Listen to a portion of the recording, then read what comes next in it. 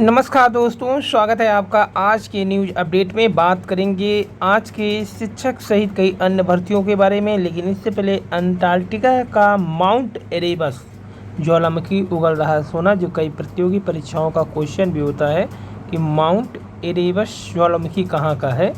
तो इस ज्वालामुखी के निकट 28 नवंबर 1989 में उस वक्त बड़ा हादसा हुआ जब न्यूजीलैंड की एयर 901 उड़ान दुर्घटनाग्रस्त हो गई थी।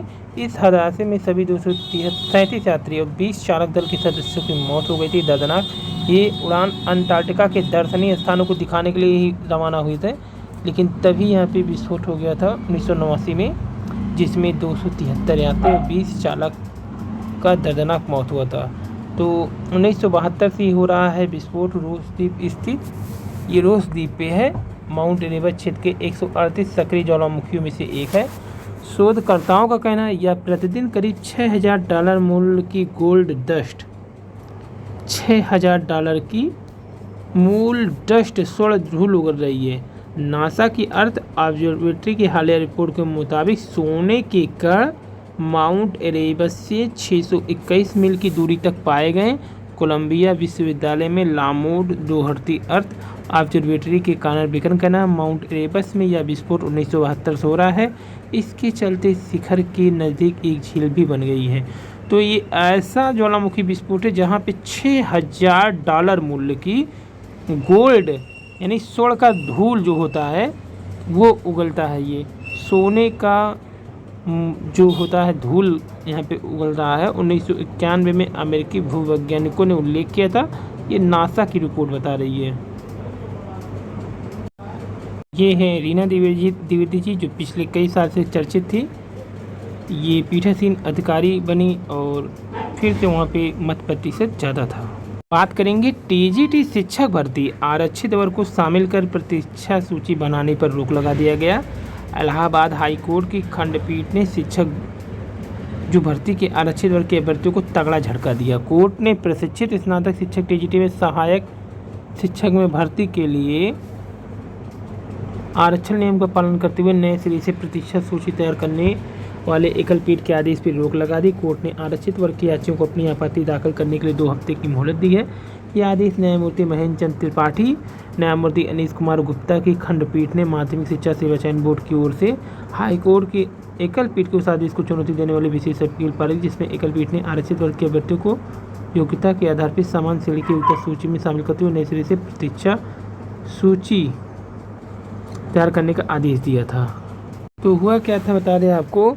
एकल पीठ ने आरक्षित वर्ग के अभ्यर्थियों को योग्यता के आधार पर समान श्रेणी की योग्यता सूची में शामिल करते हुए नए सिरे से प्रतीक्षा सूची तैयार करने को कहा। आदेश देते यह कहा कि समान श्रेणी के उम्मीदवार की तुलना में अधिक अंक प्राप्त करने वाले आरक्षित श्रेणी के उम्मीदवार को समान श्रेणी के रूप में चयन प्रक्रिया में प्राथमिकता दी जाएगी, जबकि आरक्षित श्रेणी में केवल आरक्षित श्रेणी के उम्मीदवार का ही चयन होगा। इस आदेश का चयन बोर्ड ने हाईकोर्ट की खंडपीठ में चुनौती दी है। बोर्ड की ओर से पेश वकील ने तर्क दिया कि बोर्ड ने समान श्रेणी की रिक्त रह गई सीटों के आधार पर प्रतीक्षा सूची तैयार कर नियुक्ति की सिफारिश कर रहा है। चूंकि सभी सीटें समान वर्ग की, इसलिए समान वर्ग की सूची में शामिल किया गया। यह भी तर्क दिया कि मुख्य चयन सूची में आरक्षण लागू हो चुका है, एक श्रेणी को दूसरी श्रेणी में स्थानांतरित नहीं किया जा सकता। इसके अलावा यह भी तर्क दिया कि एकल पीठ में दाखिल याचिका में समान वर्ग के हित वर्ग अभ्यर्थियों को प्रतिवादी नहीं बनाएगा। कोर्ट ने आरक्षित वर्ग के याचिकाओं के वकील उसका विरोधिता को विशेष अपील दाखिल आपत्ति दाखिल करने की 2 हफ्ते की मोहलत दी है। 2011 में जारी हुआ था 12,603 पदों के लिए भर्ती विज्ञापन। यह मामला वर्ष 2021 में जारी हुआ था 12,603 पदों के लिए विज्ञापन। मामला वर्ष 2021 की सहायक अध्यापक भर्ती का यूपी माध्यमिक बोर्ड ने 12,603 पदों की भर्ती के लिए विज्ञापन जारी किया था। ओबीसी श्रेणी के जारी कटाप अन्य उम्मीदवार के बराबर होने के कारण उन्हें प्रतिष्ठा सूची में रखा गया। इस सूची में आरक्षित श्रेणी से कम अंक पाने वाले सामान्य अभ्यर्थियों को सबसे ऊपर रखा गया, जबकि ज़्यादा अंक पाने वाले आरक्षित वर्ग के अभ्यर्थियों को समान श्रेणी की सीटों से वंचित किया जा रहा है। इसके खिलाफ अखिलेश कुमार और अन्य की ओर से एकल पीठ में याचिका की, जिसे एकल पीठ ने स्वीकार किया। प्रतिष्ठा नई सूची तैयार करने का आदेश दिया था। 2 चरणों में महज 8.3% रही महिला उम्मीदवारों की भागीदारी। शिक्षक भर्ती पेपर लीक मामले में कंकड़ बाग में हुई छापेमारी। तो बिहार लोक सेवा आयोग बीपीएससी द्वारा आयोजित शिक्षक भर्ती परीक्षा के तीसरे चरण में पेपर लीक मामले में उज्जैन से गिरफ्तार आरोपित का रिमांड रविवार को पूरी हुई। इसके बाद सभी को वापस जेल भेज दिया गया। आर्थिक अपराध इकाई ईओ ने आरोपी से 2 दिन तक पूछताछ की। पूछताछ से मिले इनपुट के आधार पर राजधानी के कंकड़बाग आसपास के आधा दर्जन इलाके में छापेमारी की। चुनावी महासम युवा वर्ग में बेरोजगारी सबसे ज़्यादा, पर यह अस्थायी है। आरबीआई की मौद्रिक नीति समिति की सदस्य आसिमा गोयल ने कहा कि देश के युवा वर्ग में बेरोजगारी सबसे ज़्यादा, हालांकि यह अस्थायी ऐसा इसलिए क्योंकि युवा कौशल हासिल करने व उद्यम शुरू करने से में ज़्यादा समय लगाते हैं। मजबूत वृद्धि के साथ रोजगार सृजन में लगातार वृद्धि हो रही है। अंतर्राष्ट्रीय श्रम संगठन के अनुसार भारत में बेरोजगारी दर घटी है। 2019 में 17.5% थे, जो 23 में घट के 10 हो गई। तो यहाँ पे देखिए, अंतर्राष्ट्रीय श्रम संगठन ने कहा 2019 में 17.5% जो 2023 में घट करके कितना आ गई है, 10%।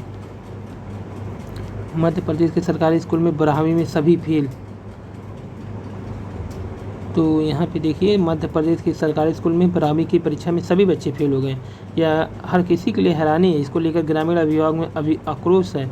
ग्रामीणों का आरोप है शिक्षक न तो नियमित स्कूल आते हैं, जो आते हैं वह पढ़ाने पर ध्यान नहीं देते। स्कूल के प्रचार आलू से सोएगा ऐसा परिणाम क्यों आया, इसकी समीक्षा कर रहे हैं। जिला शिक्षा अधिकारी कहना है कि शिक्षकों ने क्या पढ़ा इसकी जाँच करेंगे, फिर दोषियों पर कार्रवाई की। स्कूल में सभी विषयों के 13 शिक्षक पदस्थ, जिनमें 8 अस्थायी और 5 अतिथि शिक्षक हैं, फिर भी वह कक्षा 12 का परिणाम शून्य है। मामला मध्य प्रदेश के बड़वानी जिले में गांव मलफा, यहाँ के शासकीय उच्चतर माध्यमिक विद्यालय के 12वीं के सभी विद्यार्थी फेल हुए। विद्यालय में पदस्थ 13 शिक्षक में से 5 विज्ञान संकाय और फिर बाकी कला है, हिंदी अंग्रेजी पढ़ाने की जिम्मेदारी भी इन्हीं शिक्षकों की। 12वीं में कला और विज्ञान संकाय में दर्ज 89 में से 85 विद्यार्थियों ने परीक्षा दी, सभी फेल हो गए। स्कूल में कक्षा 9वीं से 12वीं में कुल 300 विद्यार्थी दर्ज हैं। 12वीं के रिजल्ट के पुनर्मूल्यांकन के लिए माध्यमिक शिक्षा मंडल को आवेदन भेजा गया है। भारत से हारा ओलंपिक चैंपियन। महादेव सट्टेबाजी मामले में स्टाइल व साहिल खान अरेस्ट। चैलेंजर की जिंदा है उम्मीदें। पिछले मैच में बने रहने के बाद रोनाल्डो की हुई entry. Ronaldo return. Saudi pro league में रोनाल्डो की टीम अल नस्र ने अल खलीज को 1-0 से हराया। इस समय जो देखा जाए, वनाग्नि सिर्फ उत्तराखंड के लिए नहीं बल्कि पूरी दुनिया के लिए एक चिंता का विषय है। उत्तराखंड में जंगल की आग एक बार फिर बड़ा रूप ले लिया है, जबकि इस बार तो पहले से ही पता था जंगल की आग विकराल रूप लेगी। अभी अप्रैल खत्म भी नहीं हुआ, अब तक करीब 256 हेक्टेयर जंगल में आग लग चुकी है। जंगल में आग लगने की 245 घटनाएं हो चुकी हैं। जाहिर आने वाली संख्या में और बढ़ेगी। अभी वनाग्नि सिर्फ उत्तराखंड के लिए नहीं बल्कि पूरी दुनिया के लिए चिंता का विषय है। ग्लोबल वार्मिंग, जलवायु परिवर्तन जैसे मुद्दे यहाँ पे देखिए, क्योंकि दुनिया का औसत तापमान अगर बढ़ चुका है तो आग पूरी दुनिया में लगेगी। अब यहाँ पे बात करें, मैरीलैंड यूनिवर्सिटी 2001 से ज़्यादा ही कहर ढा रही है, जो शोध की है बता रही है। पृथ्वी पर मात्र 31% वन बचे हैं। दुनिया की प्रति व्यक्ति 0.61 हेक्टेयर वन क्षेत्र बचता है, जबकि अपने देश में मात्र 0.08 हेक्टेयर है। ये दिल बर्बाद करके इसमें क्या आबाद रहते हो। पूरा छात्र सम्मेलन में कवि डॉक्टर कुमार विश्वास ने गोली हंसी। इलाहाबाद विश्वविद्यालय। अपर नियोजित सचिव भर्ती परीक्षा 2013 की फिर हुई जांच पड़ताल। यूजीसी की तिथि में संशोधन की मांग। आसमान से बरसती आग से झुलक रहा है भारत। बच्चों के साथ ड्यूटी नहीं करेंगे महिला सिपाही कर्मी। सीढ़ियां चढ़ने से घटता हृदय रोग का घटना।